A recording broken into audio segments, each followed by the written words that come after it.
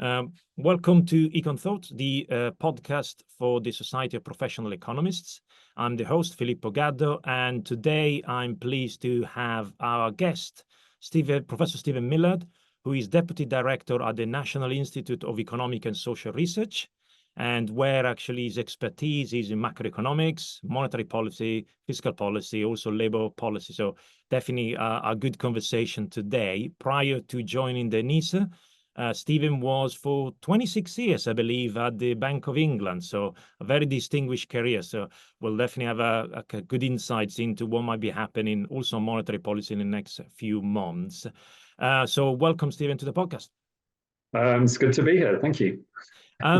Stephen, this year has been a kind of quite an momentous year for the United Kingdom. We had a change of government, elections. Labour Party is back after 14 years. And therefore, we might expect some change coming. So what has changed actually the last two months, or what do you think are the changes coming that kind of might be irrelevant?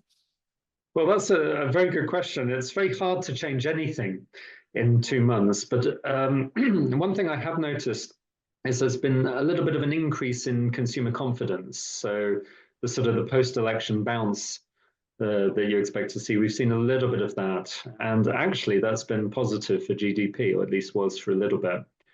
But in terms of actual policy itself, I mean, what we've heard so far suggests actually there'll be very little change in terms of the way the new government manages the economy vis-a-vis the last government. There has been a lot of talk about industrial policy and the need to encourage growth, and that's definitely a positive. But against that, we seem to have been trapped into the old ways of managing fiscal policy based on a perception that there are very strong constraints on fiscal policy, which means that despite the government sort of wishing to spend more money, it can't. But isn't that the case? Obviously, we hear a lot about the increase in debt, national debt, whether it is in the UK or the developed countries as well. I mean, the United States is in a similar situation. Deficit is obviously after COVID and during COVID increased, but it hasn't really come back to what was supposed to be the manageable level, which people might say is the 1 or 2% deficit a year, or kind of a primary fiscal surplus. Do this constraint really exist, actually? Or are you suggesting that sometimes it's a little bit more kind of in our heads as opposed to in reality? Well, there is a constraint. I mean, at the end of the day, excuse me, the public finances must be managed in a sustainable way. But you can allow debt to increase, at least temporarily, as a proportion of GDP, if it leads to future increases in GDP, which will then bring the debt down at a later date. So although it's certainly true the debt to GDP ratio at the moment is very high in the UK, that doesn't necessarily mean that the government cannot allow it to go any higher than that. Mm-hmm. The key is what any increase in government spending is what any increase in that debt is spent on. So we're in a bad position at the minute. It's fairly clear that the government needs to spend a lot more money. Public services are in great need of investment, of improvement. The world is a more dangerous place, so there's a need for defense spending out there. We've got the green transition, creating a need for a lot of investment in green technology. And more generally, if we want to encourage growth, we need to invest in infrastructure and skills. So all of these things require more government spending, and they require it now. Now, some of that spending will be recurrent, and you would need to cover that through taxes. So again, the government has hemmed itself in a little bit by saying that they're not going to raise income taxes, they're not going to raise VAT, and they're not going to raise corporation tax. So all of those ways of getting more money coming in to the fiscal pot, if you like, they've already ruled out, which surprised me, because I think there is a need for taxes to increase to enable this extra spending. The alternative to increasing taxes is, of course, you borrow. But the point about borrowing is you've got to pay it back. And what you can't do is continually borrow to pay back the borrowing, because that way borrowing explodes and the finances become unsustainable. But if you want to invest in projects, as I say, which increase the growth rate or increase GDP over a period of time, then there is more of a case for borrowing, because you can borrow the money now, you get the higher growth in the future, and that then brings down the debt to GDP ratio. Now, the problem at the moment is that we have a fiscal rule in place which says that the debt to GDP ratio must be falling in 5 years' time. Well, a lot of these investments, particularly in education and skills and infrastructure, really don't yield returns until sort of 10 or maybe even 15 years out.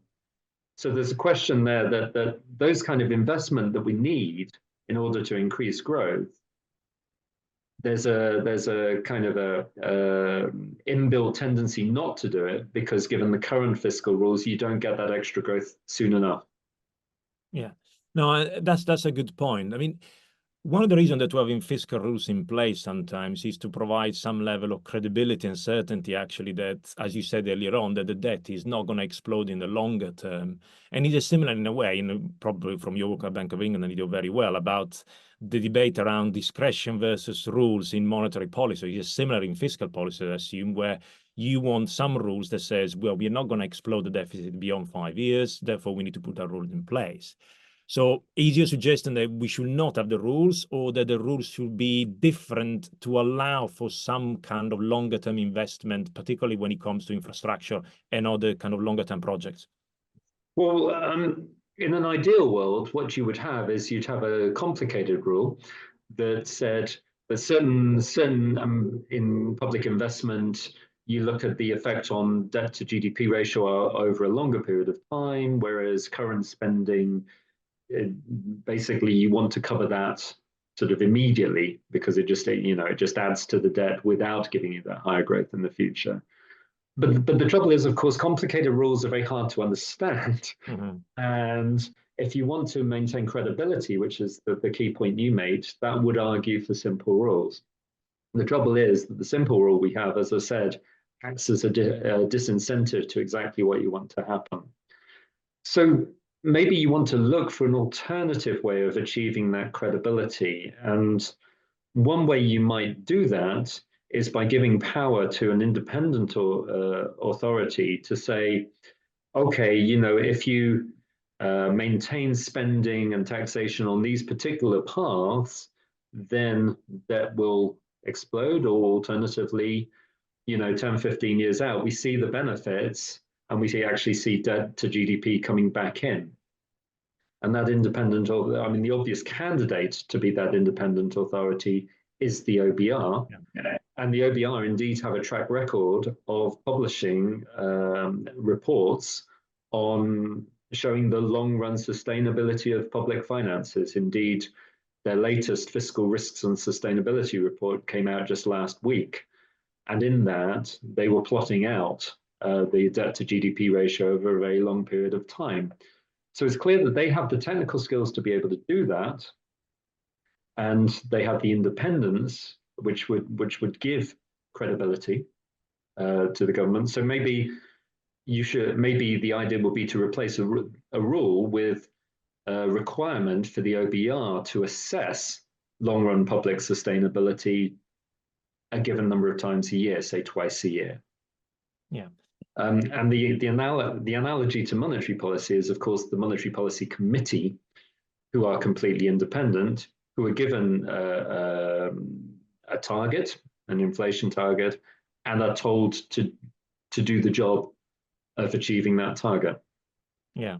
I can see the appeal to a certain extent from a technocratic point of view for that, but then kind of the devil's advocate says, well, what is the democratic mandate in that? And if you give away monetary policy to the MPC and we give away fiscal policy to the OBR, what do we elect governments to do? They give away everything. So what do they do? So I can see kind of a little bit of a pushback on that. I wonder whether maybe another analogy could be similar to the Committee on Climate Change, where technically they don't set energy policy or environmental policy per se, but they have enough credibility in cloud they can actually direct, and then the government, to a certain extent, follows. So it might be that the OBI might be maybe a little bit too young actually to achieve that level of clout, but might be a solution in one way that is more directional and kind of a recommendation as opposed to mandate. Yes, no, I would agree entirely with what you just said. It's the vision I have of the OBR is much more of the Climate Change Committee. It's much more the government. At the end of the day, they have to set fiscal policy. They have the democratic mandate. You're absolutely correct in that. And what the OBR can do is it can produce its sort of long-run sustainability report that says, well, you know, the government has the mandate, but if they are going to do this, then public finances would not be sustainable. And then it's up to the electorate, if you like, to hold the government back and say, you know, we elected you to manage public finances in a sustainable way. The OBR, the experts, are telling us you're not doing that. We might then want to vote you out. And the Climate Change Committee is exactly the right analogy, I think, that, you know, they will say that given current policies, the world is going to get a heck of a lot hotter and sea levels are going to rise by X amount. Again, governments, it's up to you to act in a particular way to stop that from happening. Yeah. So let's assume for a second that we are in this wonderful new OBR kind of with a mandate to do recommendation. And you're looking at the current picture of the UK economy. And before the summer, actually, we had on this podcast, Dan Coyle and also kind of Vicky Price, and both of them highlighted the issue around productivity, but also the issue around investment, particularly, for example, in infrastructure and other. What would be your kind of advice, your recommendation around increasing the level of investment potentially, but also investing in what? What would be kind of that long-term investment that could potentially boost the level of productivity in the United Kingdom in a way that you can start then paying down that debt over the longer term? Yeah, I mean, there are four main areas. So let's start with the really, really important one, which in a way actually is the worst one from the point of view of growth, and that's the green transition. Mm-hmm. It's fairly clear that if we do not do anything about climate change, we will, 30, 40, 50 years from now, if not sooner, we will suffer massive GDP hits as a result of having to deal with the ramifications of climate change. So we should be doing the green investment now. Now, unfortunately, shifting from reliance upon fossil fuels or technologies that rely on fossil fuels to technologies that rely on renewables, that actually, in the short run, will be a productivity hit. There's a reason why we use fossil fuels. They are very efficient. But we're going to have to take that growth hit, if you like. Otherwise, as I say, at some point in the future, we are going to take an even huger GDP hit. So that's not going to help on growth necessarily, but it's something I think we have to be doing. The other three, I think will help on growth. So the first one is infrastructure, and particularly infrastructure outside of London and the Southeast. Our infrastructure is not in as good shape as other countries. Big cities in the north are not well connected with each other. And by making them more connected, by improving infrastructure, I think it would result in higher productivity growth. I think that would be one area where we should definitely be investing. The second area actually is in healthcare. So we have a demographics issue that's affecting the economy. We're all getting older, but more importantly, though, of late, what we've seen is that although we are all living longer, the number of years that we're living in a kind of a productive way is getting shorter. So I'm going to make the numbers up to give an example, but maybe it was the case in the past that you used to be, not have to rely on the health service up until the time you were 80, and your life expectancy was 85. So on average, large healthcare costs for 5 years of your life. Well, we're now living to 90, say, but actually we're still having to rely on healthcare from 80 onwards. So there's 10 years of life that is not so, is where healthcare costs are very high. So the question, the where we want to be investing is in healthcare at a lower age, so that 80 goes up to 85, so that we are more able to be productive for a longer period of time. And of course, if we can do that, then the likelihood is that we will be working for longer, because work gives us meaning and purpose and all that kind of thing. So if we can do it, why not actually keep working for longer? And so, and even for those people of standard working age, if they are healthier, they will be more productive. So investment in healthcare, I think, has a potential, again, to really help with productivity. Yeah. Can I jump in on that? I think is a very important point. And not the counter argument, one kind of parallel argument, though, is around how long do you work? As you say, you potentially do increase your kind of work, the life until 90, let's say, and potentially healthier until 85. But then you need to increase the working age. And at the moment, there are, in a lot of countries, kind of the mandatory working age is still around the low 60s, which is equivalent to what it was about 40, 50 years ago. So we haven't changed.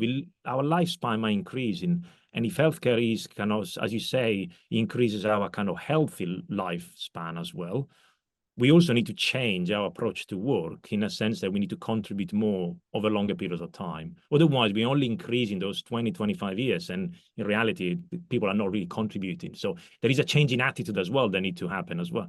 Absolutely. I think we need to be working later into life. The quid pro quo for that might be that we want to rethink actually the way that we organize our lives. And what I mean, and this will come into the final piece of investment that I think we need to do. So the way we do our life at the minute is we're educated, we then work, we then retire. But as healthy, productive lives get longer, we'll be able to, why would we be retiring at 60 or even at 65 when actually, we can still be productive?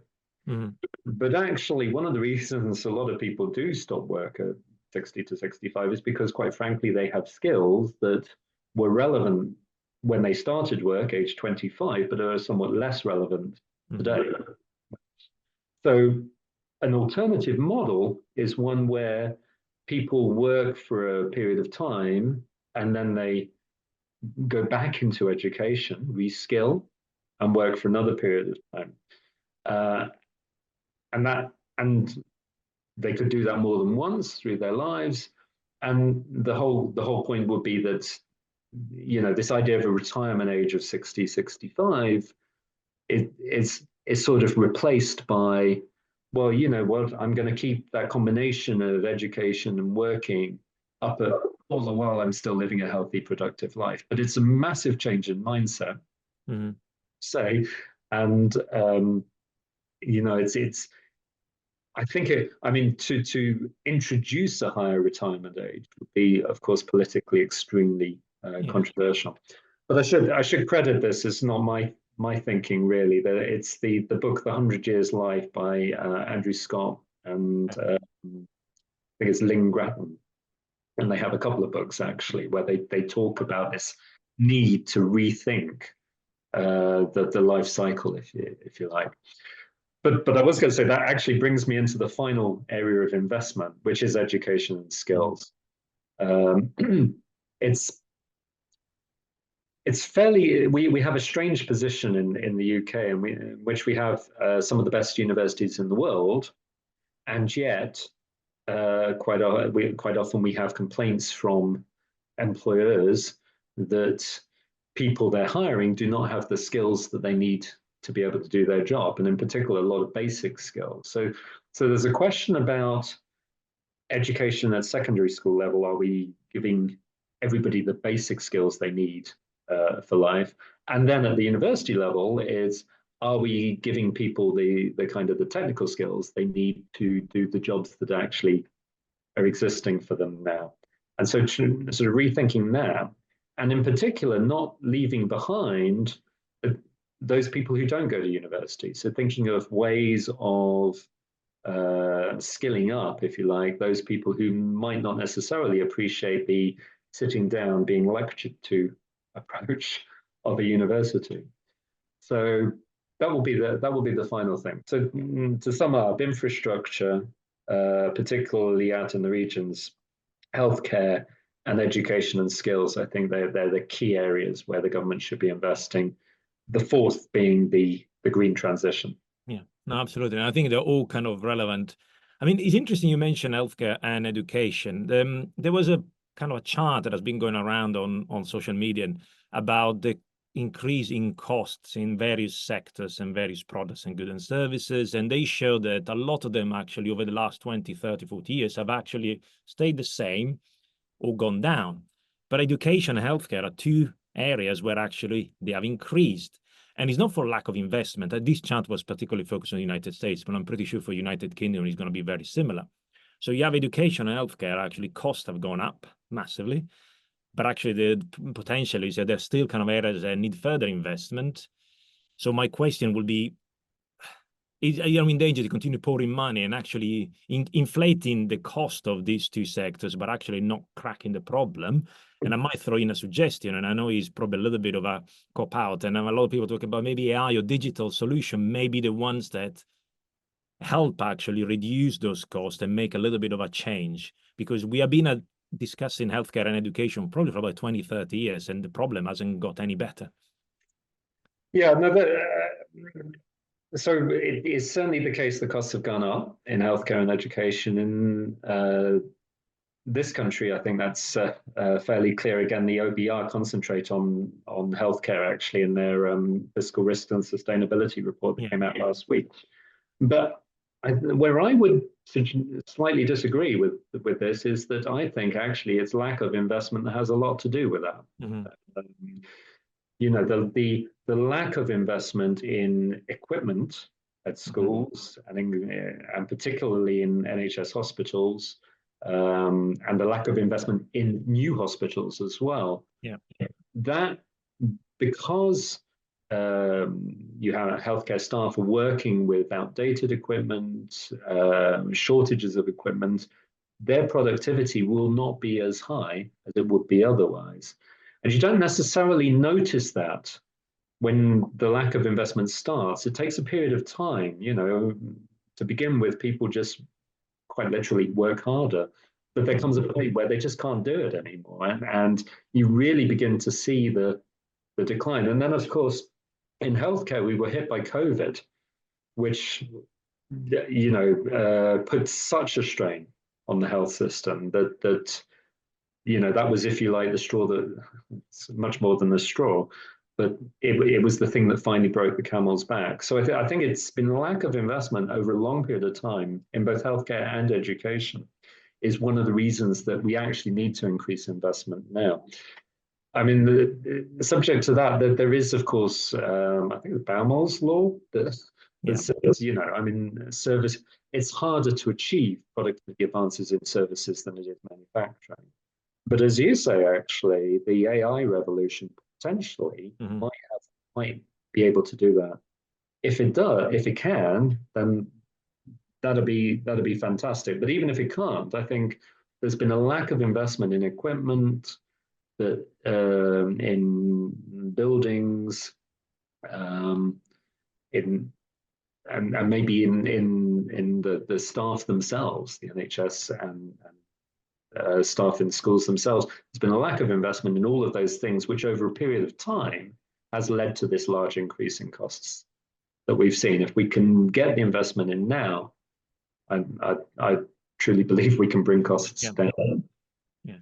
And you think that investment is primarily public sector, or do you see some different model actually than pouring a lot of money, for example, investment delivered by the NHS or the public school system? Is it a role for private and public at the same time? Does something need to change in the existing model?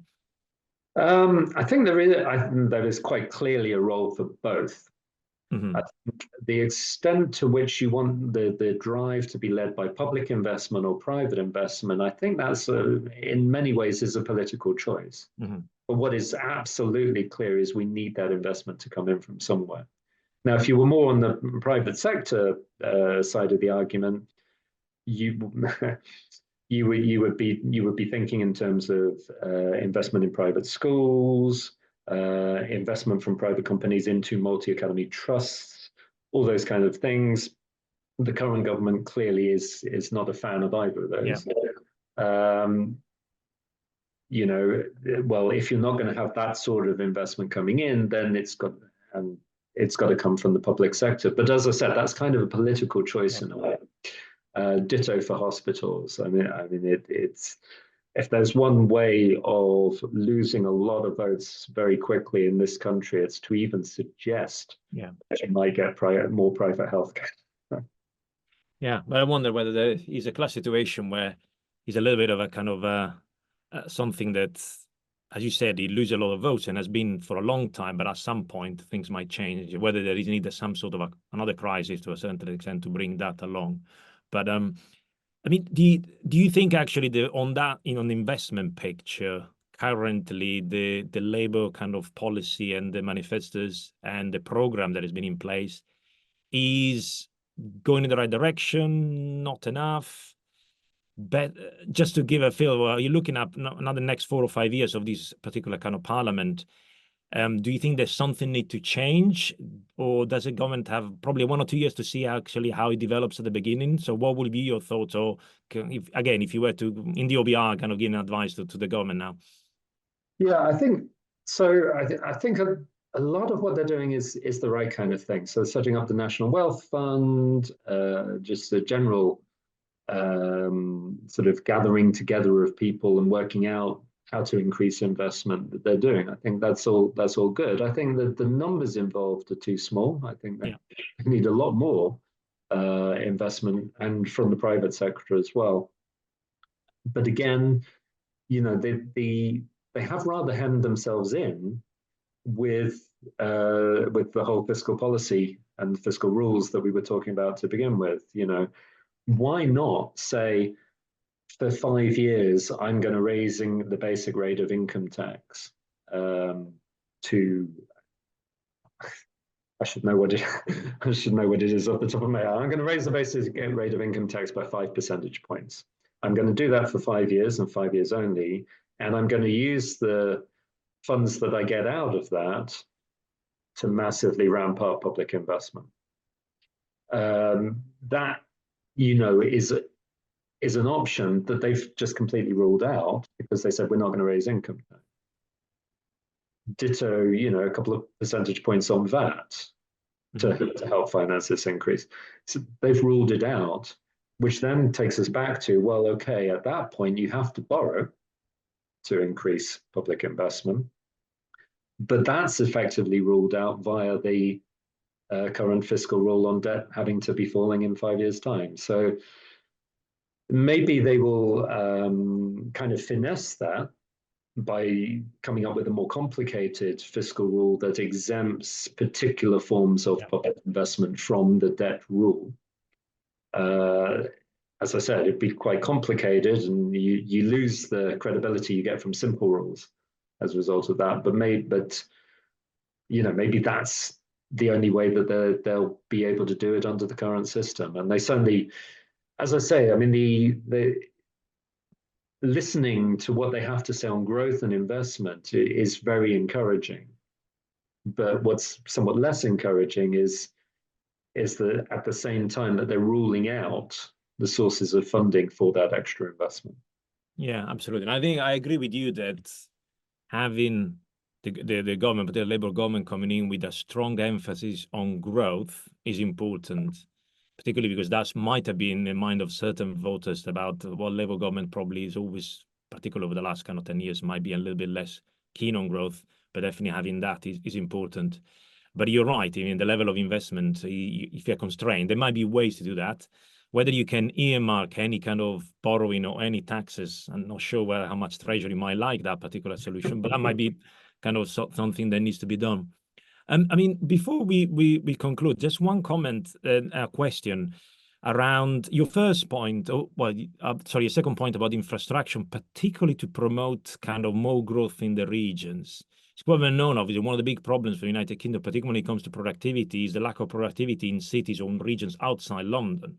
So it's very London-centric, and it's been a problem for a number of years. And I wonder whether kind of, is it just, as you say, connectivity? Is it a kind of increasing level of funding? Are there any other kind of rules around governance or potentially giving more kind of fiscal capacity, but then living at the regional or the city level to be able to promote investment, more focus on the local level, doesn't come necessarily to Westminster, just to break that kind of logjam that we seem to have around regions and cities outside London? Yeah, I think it's quite hard to answer that question because you've already said all the answers, but I'll reiterate them. The first thing is connectivity. I think, we have these cities which potentially could form bigger conurbations, and the larger the size of the market, the more scope there is for productivity improvements. So connectivity is a big one. That is sort of more a national scale thing, but even within cities, a big issue for productivity has been the fact that our second cities underperform relative to second cities in other countries. Yeah. So Manchester versus Marseille, for instance. London, of course, performs very well productivity-wise compared with any city in the world, but that's no good for the country as a whole if your second cities, your Manchesters, Birmingham's, Glasgow's, are not performing as well. So what do you do about that? Well, it is two things. It is money to a degree.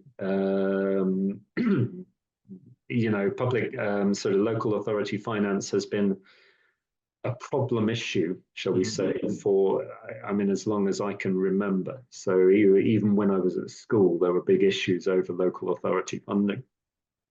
The levelling up grants, I guess, have been discontinued but replaced with something else. But the amount of funding that was available was tiny relative to the needs at the local level. So funding is a big deal, and trying to sort out local authority funding strikes me as something that needs to happen. Council taxes are still quite bizarre in the way that people in houses that can vary in price by £1 million wind up paying the same amount of council tax because it's based on valuations back in the early 90s or something like that. So sorting that out is really important. But then even if you sort the funding out, of course, you've got to give the local authorities the power to spend the funding, and for them to decide what are the projects that are most likely to achieve productivity gains within those cities. With all due respect to the Treasury and to people like myself who live in London, we're just simply not going to know what the best project is that will link Bolton to Manchester and achieve the productivity gains that you can get from that. Yeah, I know. Kind of a little bit of a case there for decentralization, which is kind of which is good actually from a political point of view, governance, but also from an economic point of view. My last question is around looking across different countries. Are there any other particularly kind of other countries or solution or policy that you think actually that caught your eye and said, well, that would be quite good if we were to implement it here in the UK as well? That's a very good question. Mainly because the fall in productivity growth is pretty much a Western thing. It's maybe the UK is doing a little bit worse than other countries, but the problem seems to be a more general one. Are there any good examples? it wasn't. It was designed specifically to deal with the effects of COVID, but the Recovery and Resilience Fund that was set up by the EU Mm-hmm.